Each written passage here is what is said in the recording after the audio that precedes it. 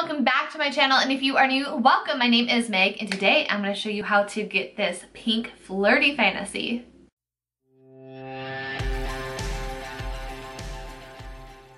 I saw Aspen Artistry on Instagram put this look out, and I had to recreate it and put my own spin on it because it just looked so vibrant, bright, and fun. So I will have her Instagram linked down below. But basically, to recreate it for myself, I just decided to wing it out, change the shape of the eye a little bit.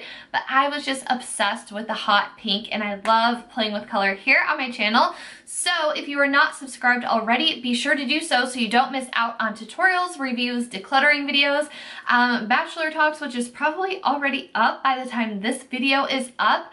And let me know in the comments below what you would like to see from me next. I would love to get input from you. Don't forget to turn on the notification bell if you would like to be a real member of the fam, so that way you're notified when my videos go live. I will be responding to comments the first hour that my video goes live. So if you want to interact with me, be sure to have the notifications on so you don't miss out. Without any further ado, let's go ahead and jump into the video. I will already have my eye base on, which is just the Morphe primer, and I just had some concealer around my brow area to carve them out, and that's all I have going on so far, so let's get into it. In a Real Techniques 203 blending brush, I am taking Pinkity Drinkity, and as you can see here, I am kind of figuring out how high I want the crease to be smoked out to, and I'm holding the brush almost flat against my skin so I can get that nice crisp line, and it's really going to help angle the outer corner.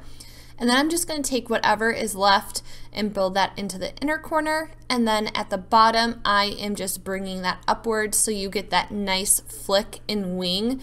And this is kind of the technique that I've been using lately for like a really winged out smoky eye. I've really been liking it a lot, so that is basically the basis of what we're going to be doing for our shadows.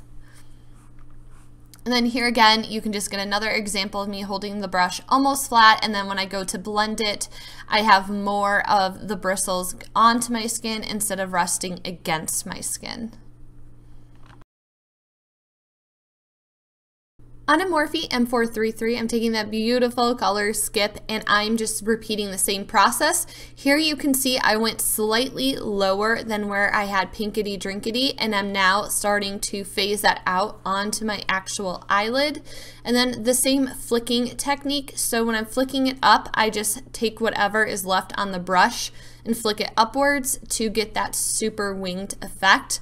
I'm doing a halo eye today, so I'm going to try to keep the middle of my eye pretty blank, but when working with the inner corner with these brighter colors, it's best to tap and pat the colors onto your lid and into your crease and then work on building them up.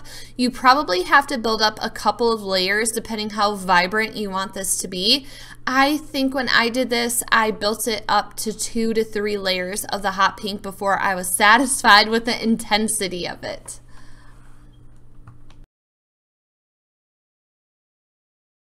Halo eyes are still a work in progress for me, so I was just looking straight forward at a mirror to see where the top of my eyelid ends. So that's kind of where I determined where to put the concealer in my crease. So I tried to make a little half a circle shape, and now I'm taking more concealer to just fill that out and blank out that area. I'm using my Tarte Shape Tape. I think that it is super opaque. I think the real trick with these halo and cut creases is to find the perfect brush, and while this concealer brush from Sephora works amazing for cut creases, it's not quite the best for halo eyes. So if you have a brush that you love to use for halo eyes, leave them in the comments down below because I am so ready to find that. But the whole essence, I guess you could say, behind a halo eye is that you want to take the concealer, drag it down the center of your mobile lid, and then just feather out the edges. So the widest part is up in the crease and it tapers down to more of a point on your actual eyelid, so you get kind of like a almost triangular shape by the time that you're done. I think it's important to fade out the concealer so it's not super harsh, so I just go in with my finger and pat out the edges. This helps blend it into the shadow, so whatever you're putting on top of that concealer, it won't look as harsh when you put it on top, and everything will look a little bit more blended without you having to do a lot of work with the shadow topper. And here's a tip: if you feel like your halo eye gets a little bit out of hand or you want to blend it a little bit more, you can just take some of that shadow, pick it up, and work your way around the concealer. And this is just going to help make everything blend in and fade in easier together. And I felt like I lost some of that intensity up in my crease, so I'm just carefully going around there. And well, bam, we have a halo eye. For this next step, I'm taking the Real Techniques Detailer brush, and this is the Stila Magnificent Metal Glitter and Glow Liquid Eyeshadow. This is in the shade Perlina. It is super pretty. It has like really gorgeous red and blue-green reflex in it, so I thought it would look great with the hot pink.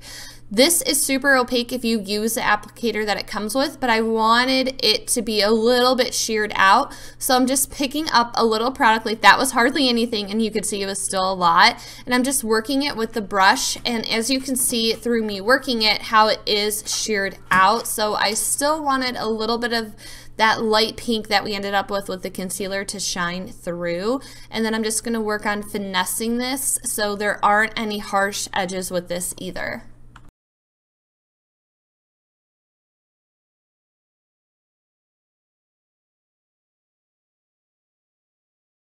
For the lower lash line, I'm going back into Pinkity Drinkity with a little bit more of a smaller fluffy brush. This just came with an Urban Decay palette.